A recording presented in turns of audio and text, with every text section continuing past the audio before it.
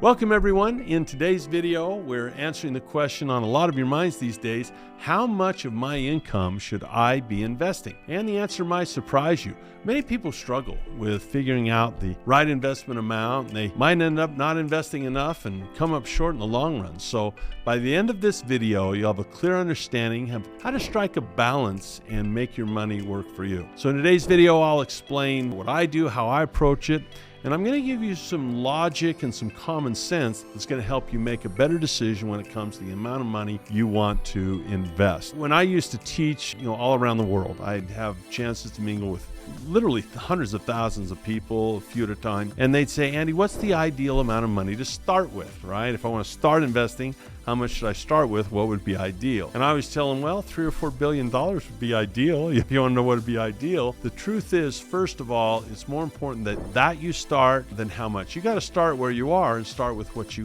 have. That said, if you don't have a nest egg, a great habit to start a nest egg is to take a portion of your income, if you're still at a job, and allocate it. Now, the experts out there say, 10 to 20%, but that really doesn't help someone achieve their goals. That's working forward, not backward.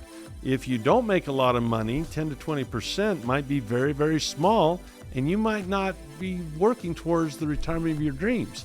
The more important way to do this is to work backwards, really. Here's some things to consider, and at the Cashflow Academy, we help people with this stuff all the time with some of our calculators and some of our tools. But work backwards. Start off deciding how much you need to save by how you want to live. Instead of start at the beginning and having an arbitrary expert number of, well, you should save 10 to 20%.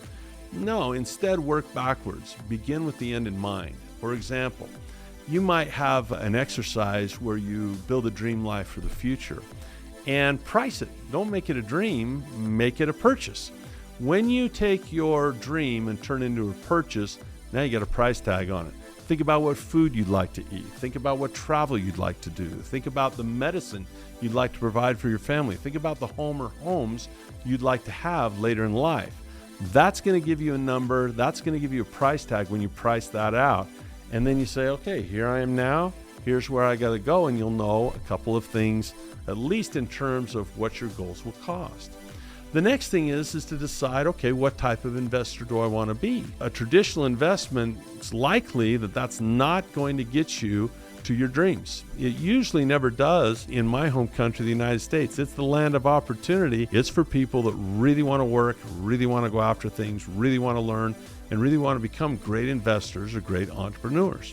So if you see that your dreams are big, but your income's small, again, the next question is, what kind of investor do I want to be? Do I want to be a typical investor that gets a few dividends and maybe a bond once in a while? Want to be a medium level investor where I supplement my compounding with things like option trading and receiving premium or maybe renting a house? Or do I want to be a full-blown accredited investor where I'm really rocking, I'm sponsoring syndication, I'm taking companies public, and I'm really going for it? And your rate of return is more important probably than the amount that you're saving. A great rate of return delivers much, much more than a small rate of return, and we're really talking about compounding. So once you decide how big you want to live in the future, and you decide what type of investor you really want to become, then you can understand your rates of compounding, and you can say, okay, based on where I'm right now, what am I going to do to achieve my goals? I really like the question of how much of my money should I be saving for retirement? At least people are thinking about it, but it's really the wrong question. Not what I should be, what must I do to achieve my goals? That's going to be different from everybody. So I said the answer might surprise you that, this isn't like school where there's this boilerplate process for everyone to go in and there's this rule of thumb that applies to everybody. Only you know what your goals are. Only you know how much you want to learn about investing, and only you can make the decisions of how much of your money you want to pack away. I will tell you this, the standard of living in this country it's a beautiful thing.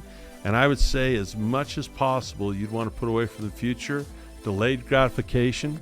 I read my mentor's book, Rich Dad, Poor Dad, and he talked about Rich Dad's lifestyle, that it didn't seem that extravagant on the outside, but his bank account was very, very large. So decide what standard of living you want in the future, decide what standard of living you want today, and that'll help guide you. So to review, a couple of things. Decide and price out what your dreams are, decide what level investor you want to become, and then begin to save accordingly. So now that you know how much of your income you want to be investing, it's time to start thinking about doing. Check out my beginner's guide to investing in the stock market to get started. If you found this video helpful, don't forget to like the video, subscribe to the channel, hit the bell notification so you don't miss out on the next one.